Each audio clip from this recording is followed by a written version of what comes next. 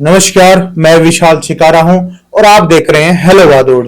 आज हमारे साथ एक ऐसी शख्सियत मौजूद है जिसने भारत नहीं बल्कि इंग्लैंड में भी जाके हरियाणा का नाम रोशन किया है। चाहे वो समाज सेवा की बात हो, किसी के लिए भी काम हो, कोई भी इंग्लैंड के अंदर, या फिर किसी का साथ निभाना हो, ये भाई हर समय हर व्यक्ति के लिए मौजूद रहे हैं। हमारे साथ मौजूद है रोहित हेलावत जी। नमस्कार रोहित भाई साहब। नमस्कार विशाल भाई। सबसे पहले तो मैं हेलो बहादुरगढ़ की पूरी टीम को शुभकामनाएं देना चाहता हूं, जो मुझे बहादुरगढ़ की पल पल की खबर इंग्लैंड में पहुंचाने का काम करते हो, तो उसके लिए आप बधाई के पात्र हो। पहले तो भारत में आप आए हैं काफी लंबे समय के बाद, आपको भी काफी खुशी हो रही होगी। जी बिल्कुल।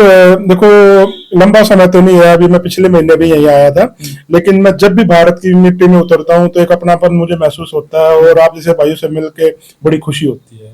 रोहित भाई, आपके ना जर्नी के बारे में बताएं कि कैसे आपने शुरुआत की, सोचा इंग्लैंड जाने के बारे में, कैसे वहां काम किया, क्या क्या किया, हरियाणा में कहाँ से शुरुआत हुई आपकी, कहाँ से स्कूलिंग की।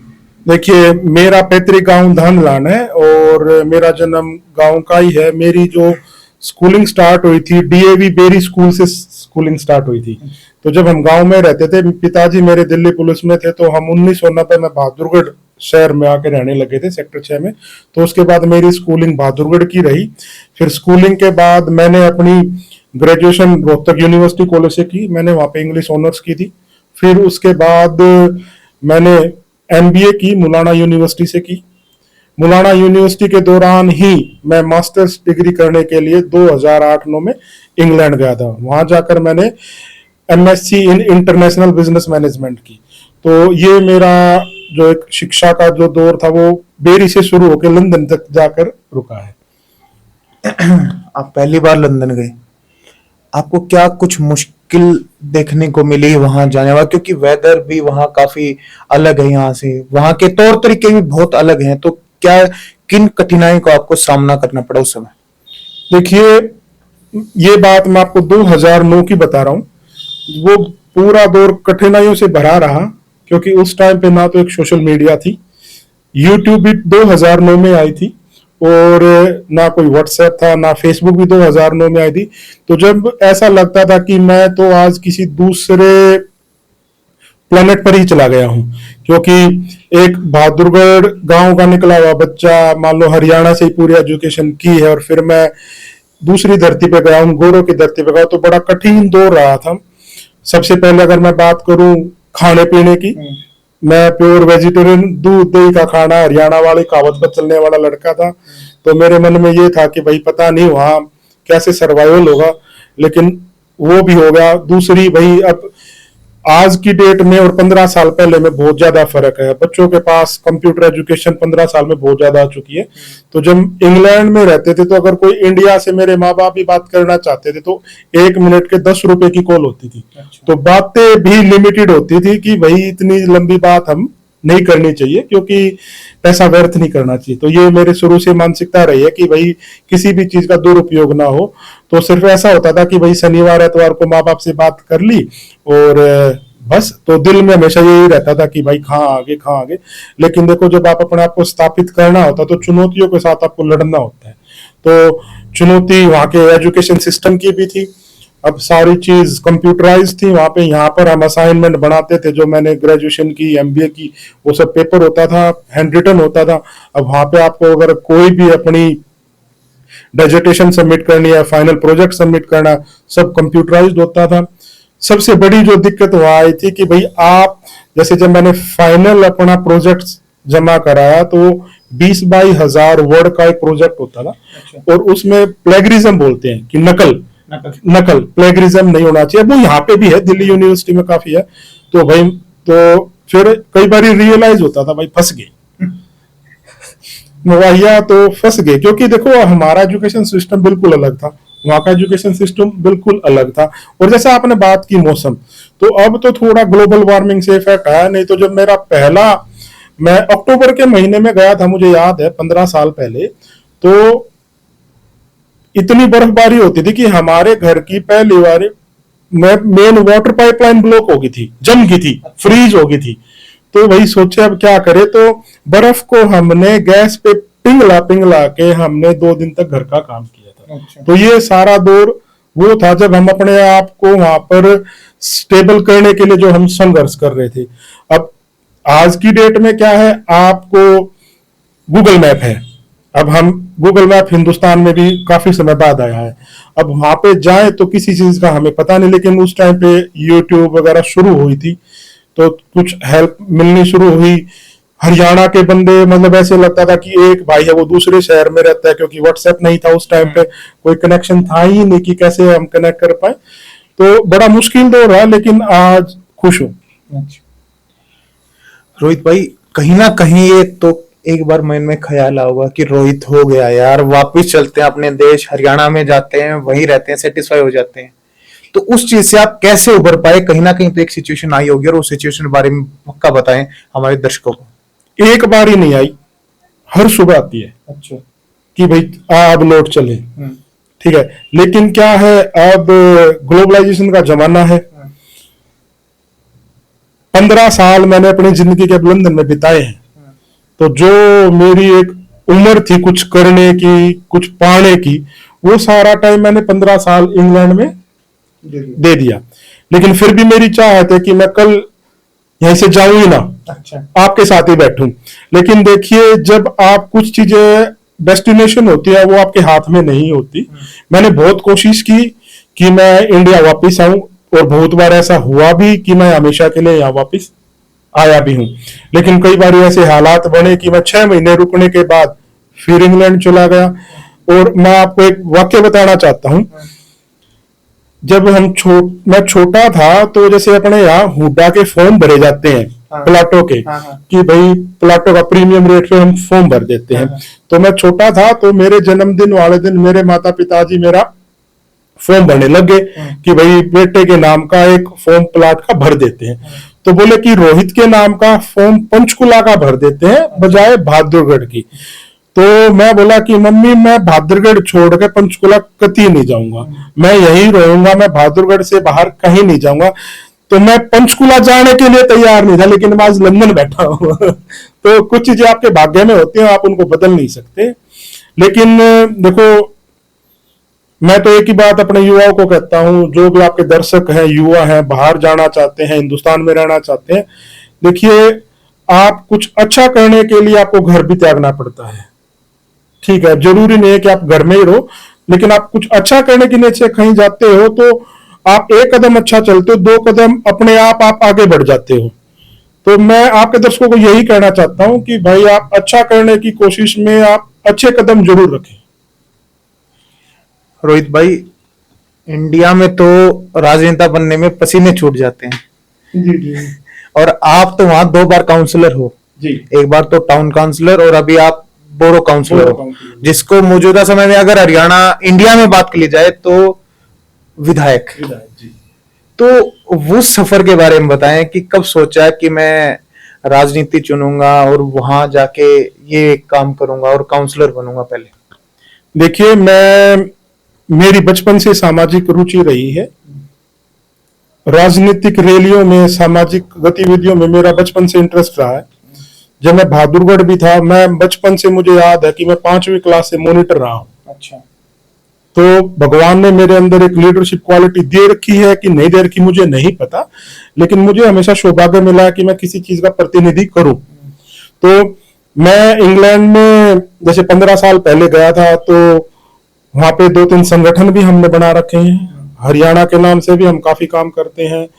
फिर सांस्कृतिक कार्यक्रम भी करते हैं। तो फिर मैंने सोचा कि अगर आप जब इंग्लैंड में रह ही रहे हो तो क्यों ना यहाँ की राजनीति का भी हिस्सा बना जाए।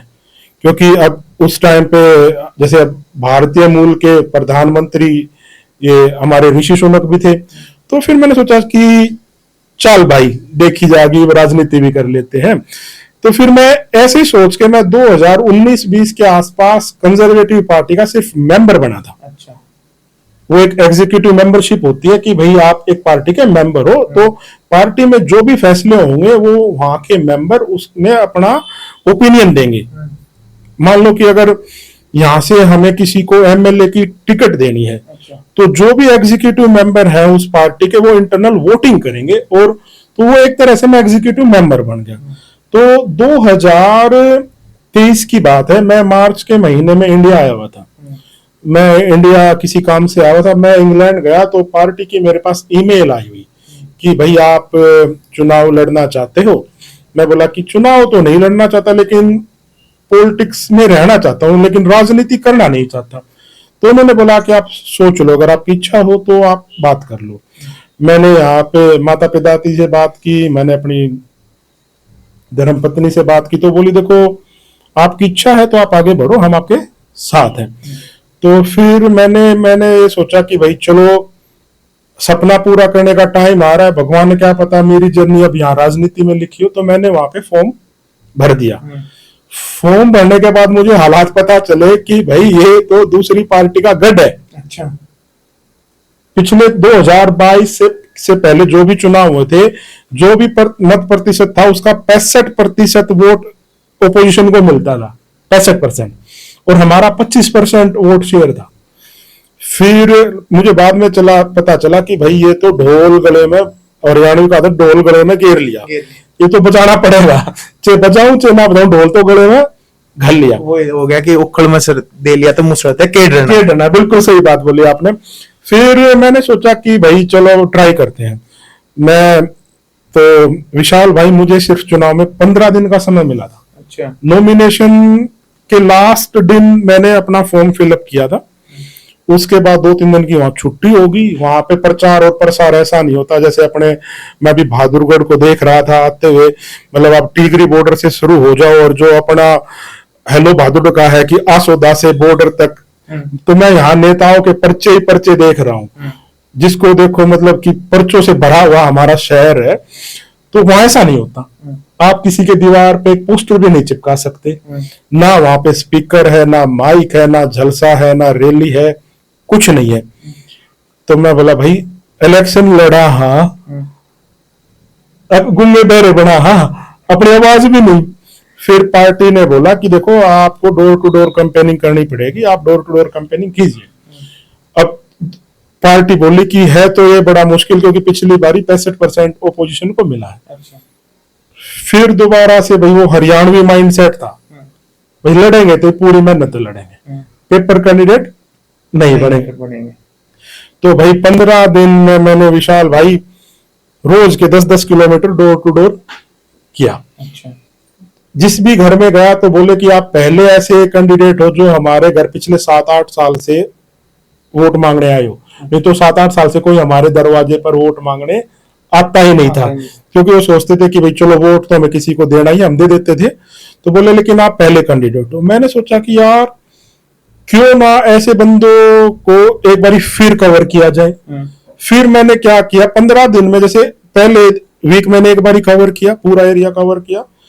दूसरे वीक में मैं उन घरों में दोबारा गया जिन्होंने मुझे ये बोला था कि आप पहले उम्मीदवार हो जो हमारे घर वोट मांगने आए हो। मैंने उनसे एक ही सवाल किया, क्या मेरे सिवा कोई बंदा अभी तक आया? बोले नहीं आया। तो बोले कि हमें ऐसा लग रहा है कि अब आप ही हमारी आवाज बनोगे। और जब जिस दिन वोटिंग हो रही थी, पोलिंग डे था, उस दिन तो दूसरे विपक्ष वाले को ये नहीं पता था कि असली उम्मीदवार मैं हूं जो एजेंट था। अच्छा। तो मेरे को बोलता है कि ये जो तुम्हारा जो भी कैंडिडेट है ना, ये अपना टाइम वेस्ट कर रहा है, यहाँ से तुम्हारे पल्ले कुछ नहीं है, मतलब अगर उसने इंग्लिश में ये बोला, you don't have anything in this world. तो मैंने उसको ये नहीं बताया कि वो मैं ही हूं। फिर इलेक्शन हो गया, तो मतलब मुझे इतना विश्वास था कि हार जीत होगी वो मुझे नहीं पता, लेकिन मैंने एक वोटों का ये अंदाजा लगा लिया था कि इतनी वोट मेरी आ जाएंगी। हार जीत मुझे नहीं पता थी। तो काउंटिंग अगले दिन ही काउंटिंग थी, और वहां ईवीएम नहीं है। अच्छा। बैलेट पेपर से चुनाव होता है आज भी। तो भाई मैं गया, तो यहाँ पे आप जैसे शुभ चिंतक थे तो सभी फोन और मैसेज कर रहे थे, क्योंकि पूरे बहादुरगढ़ ने इतना मान और सम्मान मुझे बचपन से दिया है। तो मीडिया के साथी, मेरे स्कूल में भाई वो फोन पे फोन कर रहे।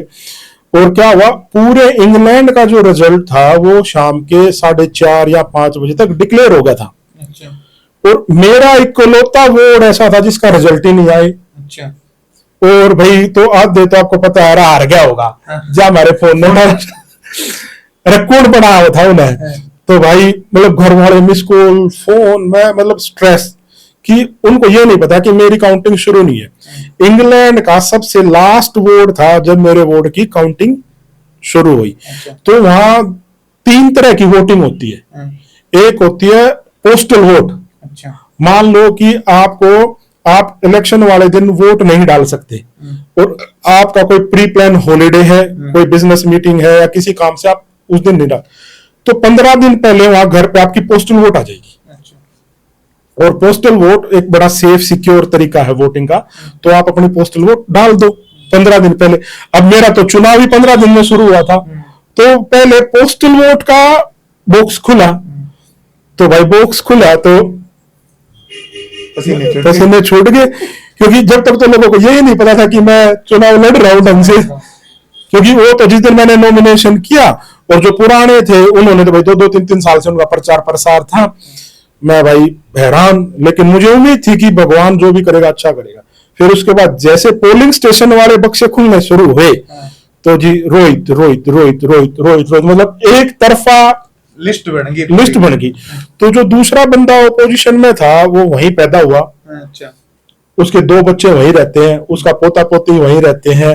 और उसने सारा जीवन 65 साल उसी वार्ड में बिताया है जिस वार्ड में मैंने अब उसको हरा दिया। तो जब मैं 20-22 वोटों से वो इलेक्शन जीत गया, तो ये थी पहले चुनाव की बात। तो वो जैसे ही चुनाव जीता ना, तो उस काउंटिंग, जैसे ये अपना एक टेबल है, तो ऐसे 3 टेबल पे वो बैलेट बॉक्स रखे थे। तो मैं एकला वो नहीं यार बंदर वाली उछाल, कभी इस टेबल पर जाऊं कभी उस पे, क्योंकि ओपोजिशन को भी ये पता था ये हारेगा, मेरी पार्टी को भी ये पता था कि ये हारेगा। तो वो एक ही बात करते, डोंट वेस्ट योर टाइम। मैं बोला कि भाई सीख तो लूंगा ना, मेरे लिए लर्निंग तो होगी ना, कैसे काउंटिंग होती है क्या है।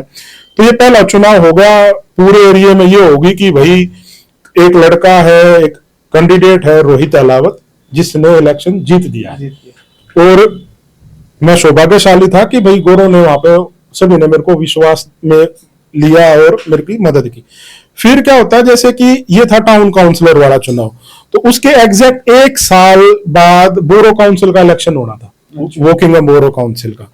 तो मैंने सोचा कि भाई अब जो पहला पद मिल गया है इसको 4 साल तक समझूं, काम करूं, और फिर अगले बारी मैं बोरो काउंसिल का चुनाव लड़ूंगा। तो पार्टी वाले मेरे को बोलते हैं कि रोहित आप इस चुनाव को लड़ लो।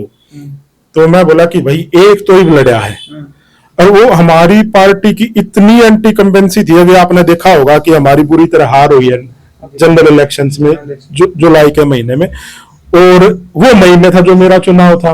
तो मुझे ऐसा लग रहा था कि भाई गुद्दी लाग जाएगी और दुनिया ने लगी एक बार तुक्का लाग गया था, कहा अरे इवन कौन काउंसिलर बना है। तो फिर मैंने सोचा कि जब राजनीति में उतर गए ना, तो हर चीज हार और जीत के लिए नहीं होती। ये मैं अब अपने दिमाग में बिठा चुका हूं।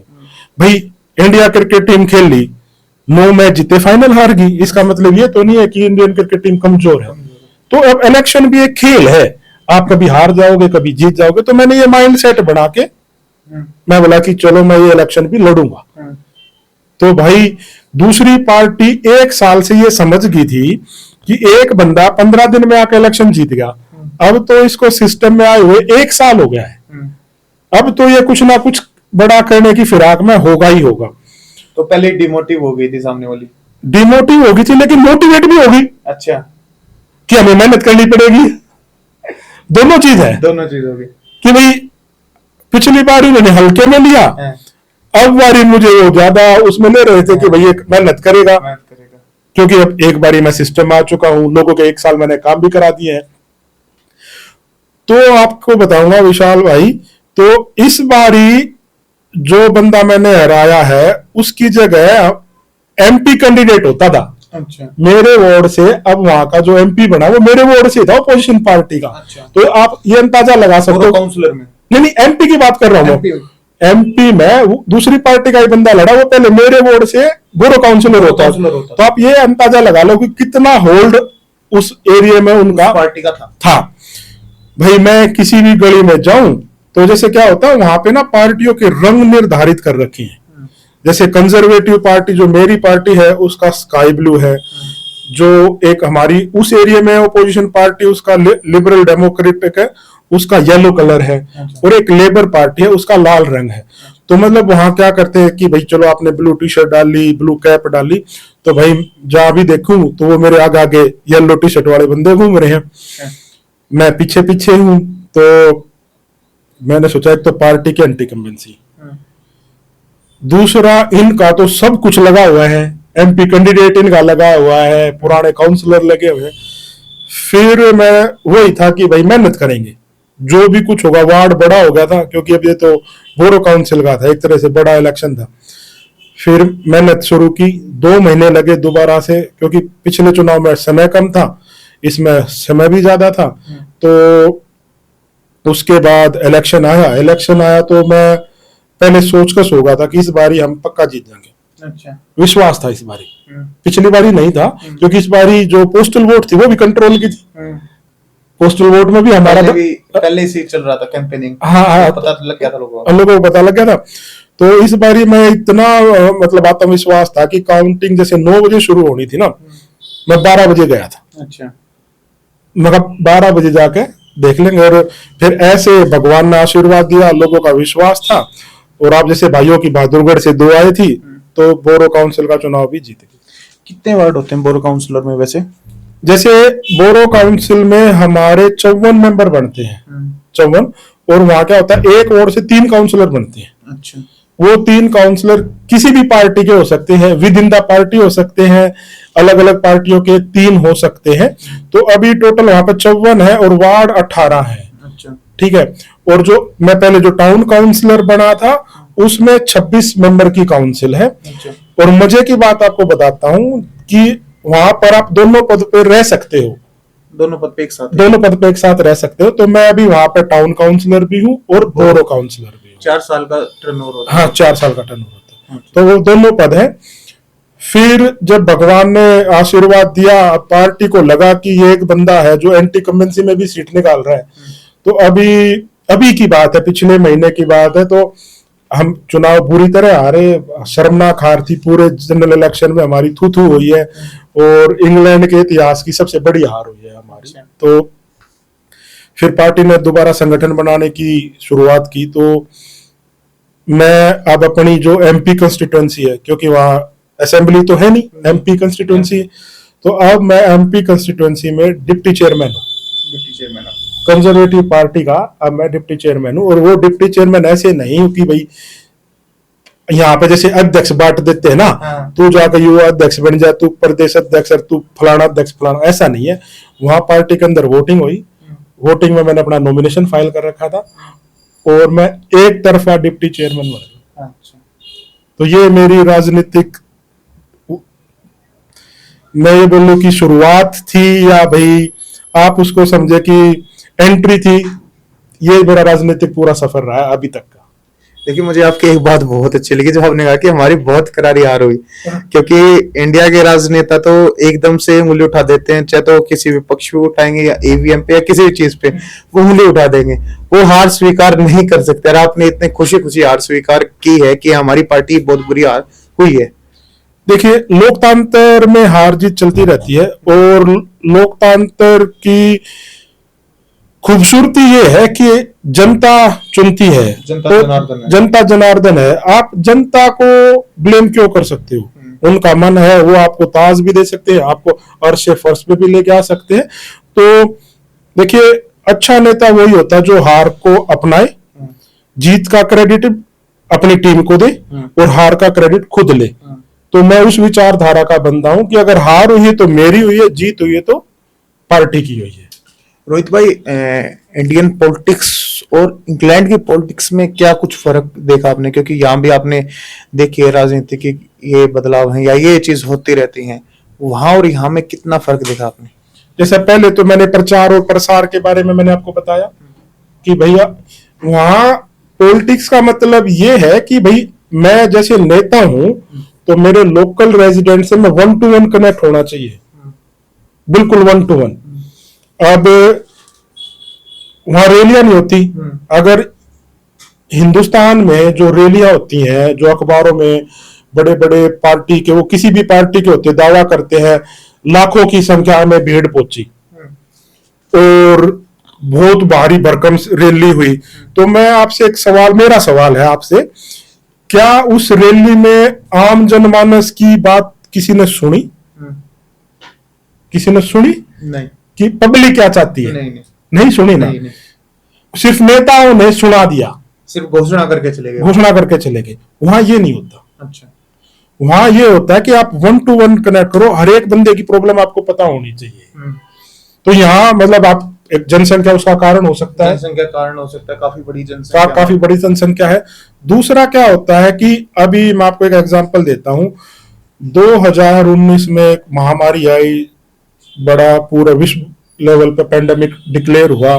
तो हमारी पार्टी के पूर्व प्रधानमंत्री बोरिस जॉनसन, वो उस टाइम पे हमारे प्रधानमंत्री थे, तो उन्होंने एक अपने कैबिनेट की मीटिंग बुलाई थी कि भाई इस पेंडेमिक में हम अपने देश के लिए क्या करें, क्या हम सर्विसेज लेके आए, क्या हम करें। तो उस मीटिंग के दौरान उन्होंने एक बियर पी ली। अच्छा, भाई वहां पे ड्रिंक्स नॉर्मल सी चीज है, नॉर्मल चीज यूजुअली चलता है। हाँ बिल्कुल चलता रहता है। अब कोई भी मीटिंग है कहीं भी है तो वो बिल्कुल वहां का कल्चर है। तो वो पार्टी उन्होंने एक बियर पी ली और उसके फोटो पब्लिक में वायरल हो गए। अच्छा, वायरल होने के बाद इंग्लैंड के प्रधानमंत्री को सिर्फ बियर पीने के लिए इस्तीफा देना पड़ गया। आप मुझे ये बता दो, हिंदुस्तान की राजनीति में हजारों करोड़ों के घोटालों के आरोप लगते हैं, हत्याओं के मुकदमे दर्ज हो जाते हैं, मारपीट का केस दर्ज हो जाता है, उनके हलके में, उनके एमपी कंस्टिट्यूंसी में बड़ी बड़ी वारदातें हो जाती है। आज तक मुझे ऐसा, मेरी नॉलेज में मुझे ऐसा कोई भी नेता नहीं मिलता जिसने रिजाइन दे दी। सबसे बड़ा फर्क तो एक ये है।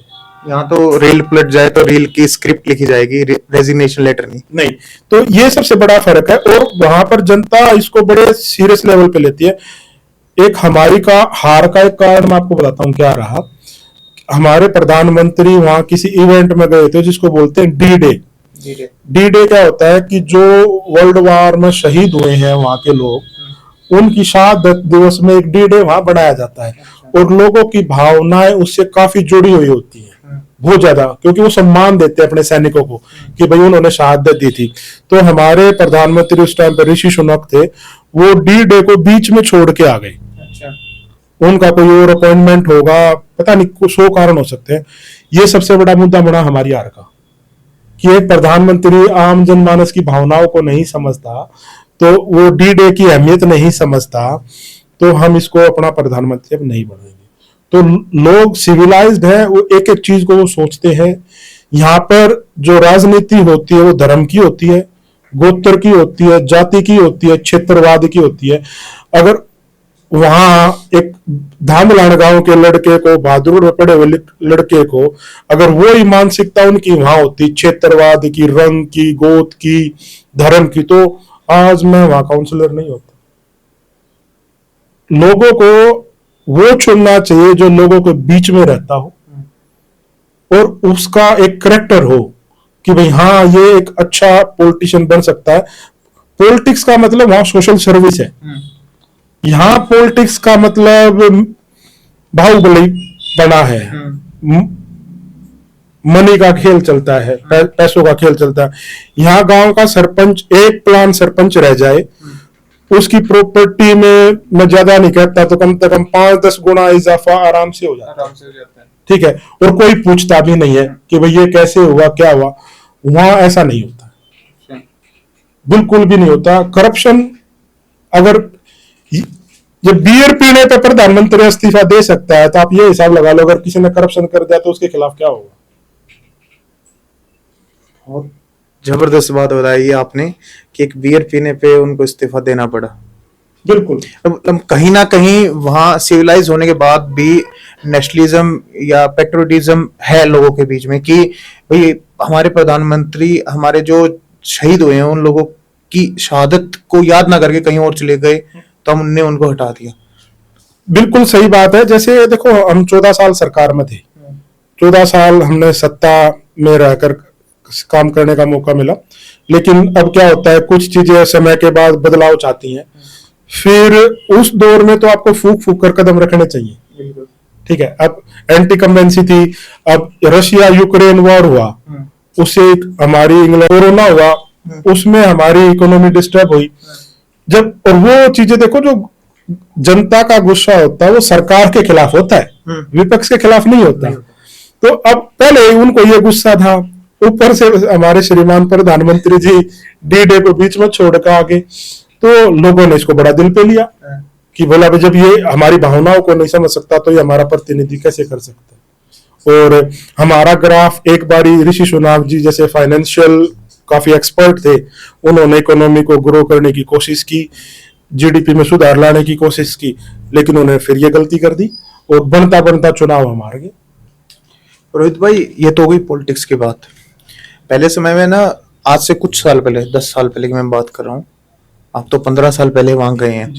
10-12 साल पहले क्रेज पंजाब और गुजरात में चढ़ा था डोंकी लगाने का।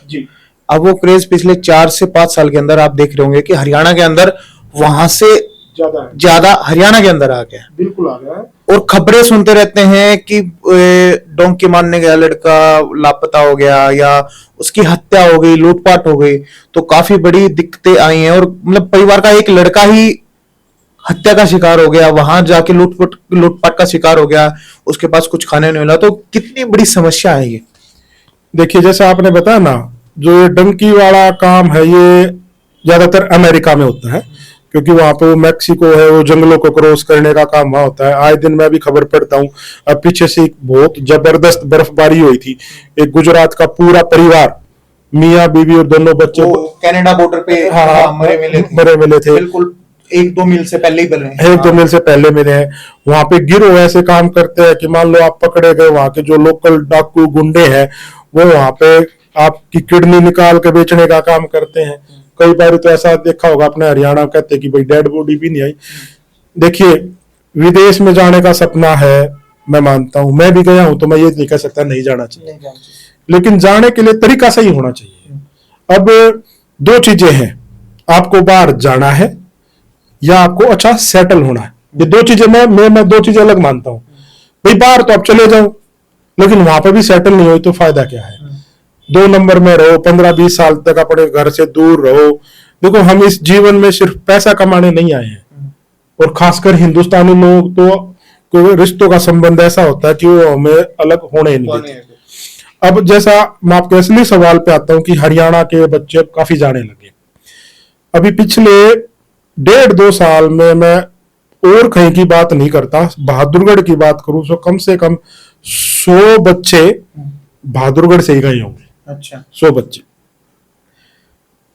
रोहतक, झज्जर, बहादुरगढ़, सोनीपत, भिवानी में मैं कल रोहतक की तरफ था, तो मैंने देखा कि जैसे अब तो चुनावी माहौल होगा, थोड़ा फीका हो सकता है, विदेश में जाइए 0% फीस, आईलेट्स करे विदेश में जाए।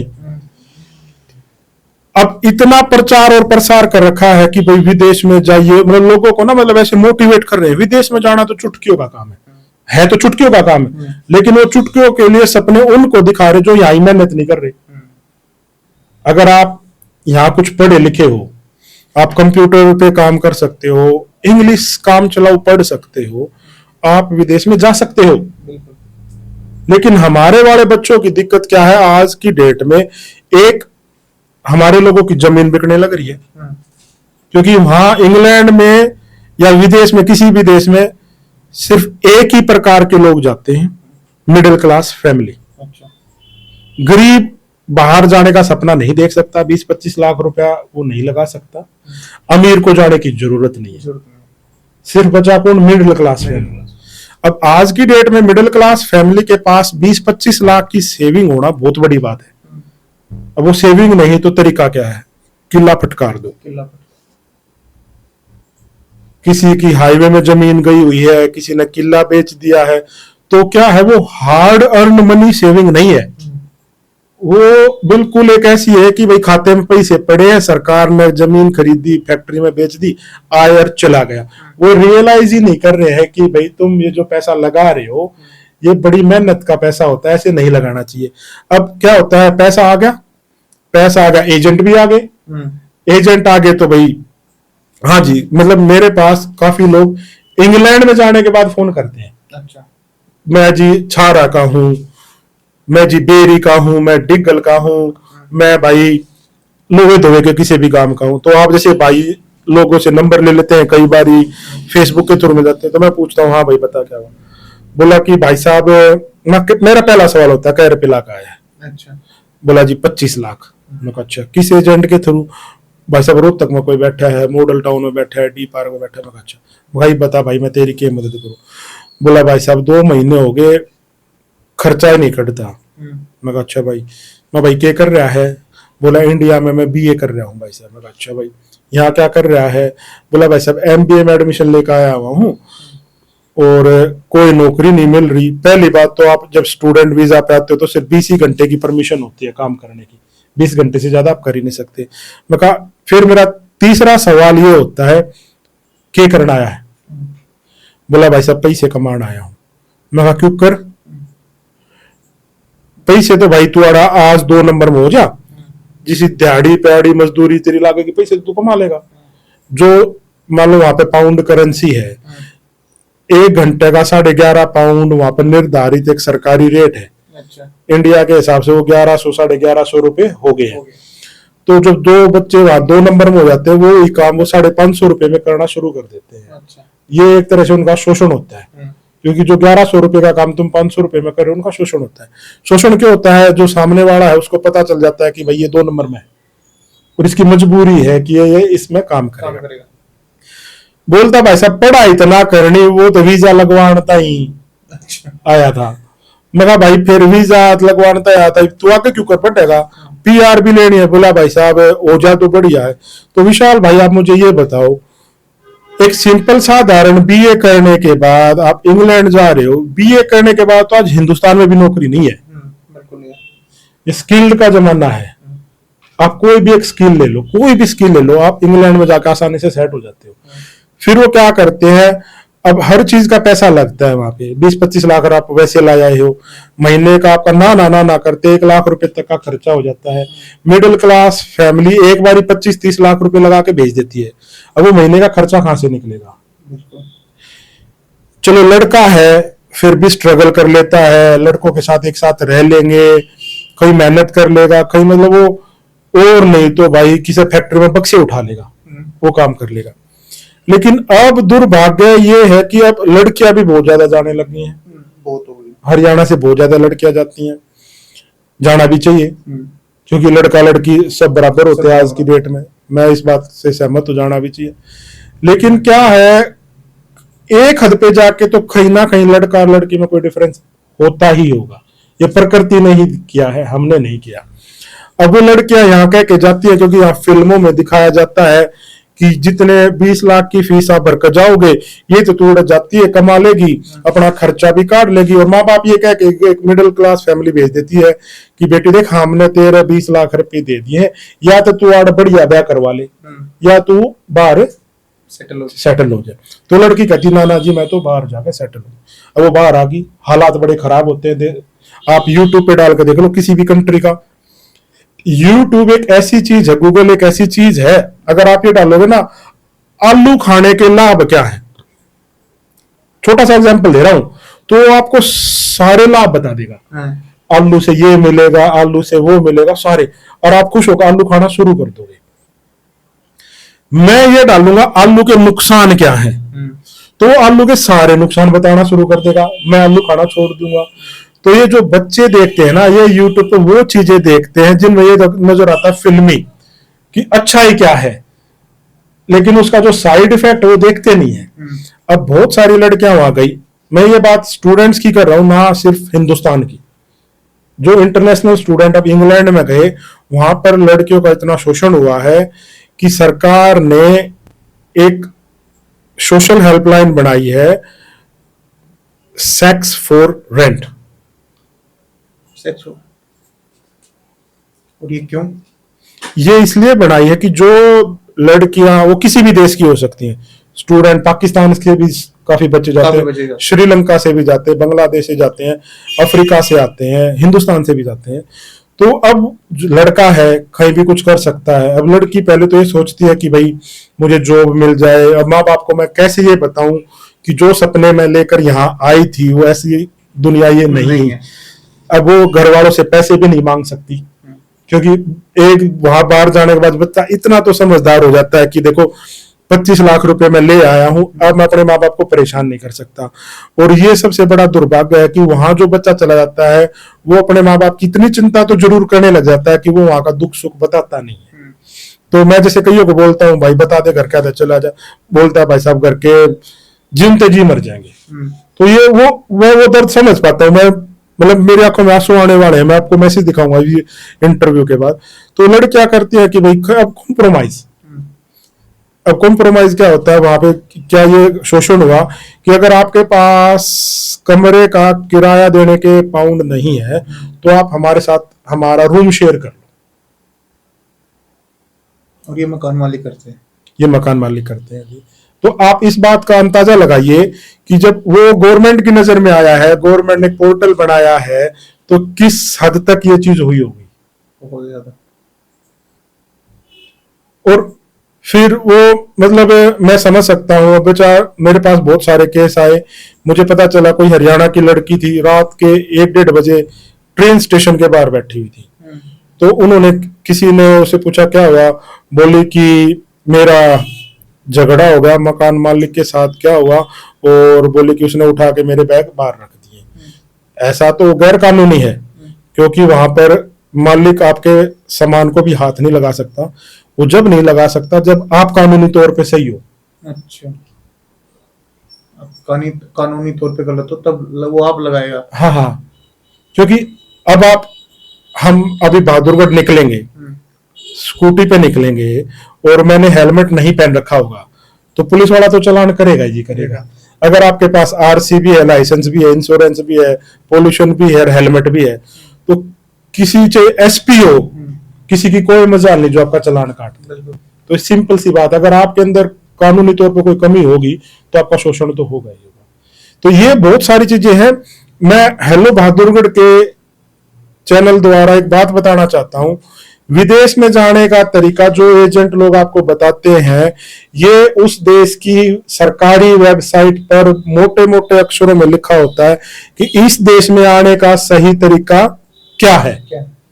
अब यूके की बात करता हूं, www.gov.uk डाल दो, उसमें जाके डाल दो tourist visa, study visa, business visa, highly talented visa, PR, sports visa, एक एक करके सारी की सारी चीजें आपके स्क्रीन के सामने आ जाएंगी। और वो आप उस पर क्लिक करोगे, how to apply, what documents you need, how to process, कितनी फीस लगेगी, कितना टाइम लगेगा, इस सारे काम में मुश्किल से 1 घंटा लगता है। अच्छा। उसके बाद हम जैसे 2-4 भाई हैं, आप हमसे संपर्क कर लो, भाई मैं यहां अटक गया हूं, इससे आगे मुझे क्या करना चाहिए। भाई जितनी हमारी नॉलेज है, जो 15 साल का तजुर्बा, हम शेयर करेंगे। तो लेकिन हमारे युवाओं की गलती क्या है, शॉर्टकट। हम मतलब मैं कई लड़कों यहाँ पे हरियाणा के बच्चों से बात करता हूँ, भाई साहब कौन फार्म भरेगा 1 घंटा, कौन बैठेगा, मन्ना तो कह दिया तू 20 ऊपर ले लिए। ठीक है, तो ये भाई आप 20 ऊपर ले लिए, 20 कम कर दिए, वो बात नहीं है। बात है आपको वो चीज पता होनी चाहिए कि आप क्या कर रहे हो, क्या कर रहे हो, किस सिचुएशन से आपको गुजरना है, क्या क्या चीज वहां करनी है, हाँ, क्या नहीं करनी है। हाँ, अभी क्या करते हैं बहुत सारे एजेंट ना, कहते हैं कि भाई तू 10 लाख रुपए दे दिए, अपना पासपोर्ट छोड़ जा, हम अपने आप तेरी फाइल लगवा देंगे। वो क्या करते हैं, कौन सा डॉक्यूमेंट लगाते हैं, आपको कुछ मालूम ही नहीं है। कुछ भी नहीं मालूम है ना कि आपने क्या फॉर्म फिलअप किया है, कौन सी कैटेगरी में किया है। अब आपको एक एग्जांपल देता हूं, करनाल के 2 दंपत्ति, मतलब 2 जोड़े, किसी एजेंट के पास गए कि हमें इंग्लैंड भेज दो। वो एजेंट बोला कि भाई भेज दूंगा, वो 30-30 लाख रुपए आपके लगेंगे और सारी कार्रवाई मेरी होगी। वो एजेंट ने क्या किया, उनका लगवाया टूरिस्ट वीजा। अच्छा। टूरिस्ट वीजा की विशाल भाई फीस होती है 10,000 रुपए। अच्छा। कितनी? 10,000 रुपए। 10,000 भारतीय रुपए वो वीजा की फीस है। अब उसने क्या किया, वहां पे उनकी मान लो बैंक स्टेटमेंट बनवा दी। एक बहुत सारी हॉलिडे कंपनीज होती हैं जो कहते हैं कि भैया आप हॉलिडे मनाने इधर आइए, 4 लाख का पैकेज है इंक्लूडिंग होटल, टिकट, वीजा। उसने क्या किया, उन दोनों को 4-4 लाख रुपए का पैकेज दिखा के और उनसे 30-30 लाख रुपए ले ली। अच्छा। 10,000 रुपए का काम 30 लाख में हुआ। वो जो सपना लेकर वहां पहुंचे थे, पहुंच गए, वहां जाके देखा कि भाई टूरिस्ट वीजा पे तो आप यहाँ इंग्लैंड में काम ही नहीं कर सकते हो। 6 महीने का आपका वीजा है, 6 महीने के जिस दिन आप 6ठे महीने से 1 दिन ऊपर करोगे आप गैर कानूनी हो जाओगे। आप मेडिकल जाते हुए डरोगे, आप लाइसेंस नहीं बनवा सकते टूरिस्ट वीजा पे, आप बैंक अकाउंट नहीं खुलवा सकते उस पे, आपका कोई रिकॉर्ड ही नहीं होगा।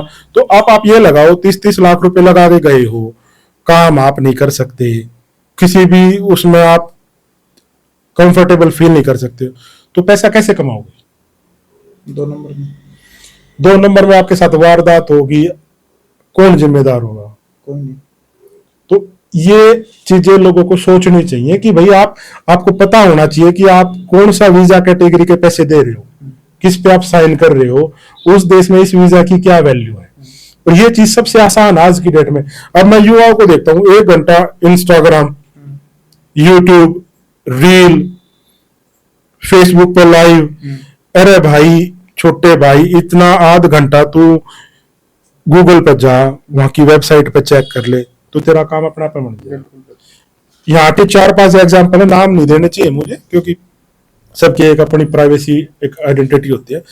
बहुत सारे थे जिन्होंने मेरे से संपर्क किया, यहाँ पे उन्होंने BDS करी हुई है, किसी ने यहाँ से MTech की हुई है, MCA की हुई है। रोहित भाई साहब इंग्लैंड आना है, वीजा लगवा दो। मेरा पहली बात तो मैं वीजा लगवाता नहीं। दूसरी बात, भाई तने MTech कर ली, तने MCA कर ली, तने BDS कर ली, तो स्टूडेंट क्यों बनकाना चाहे? अब आप पोस्ट ग्रेजुएट तो ऑलरेडी हो चुके हो, तो और भी तो तरीका हो सकता है। मैंने उनको समझाया, मैं बोला कि भाई तू एक काम कर, 3 महीने तक गूगल पर सर्च करता रहा, सिर्फ 3 महीने तक। बोला तो उसको 15 दिन था, लेकिन उसको 3 महीने लग गए।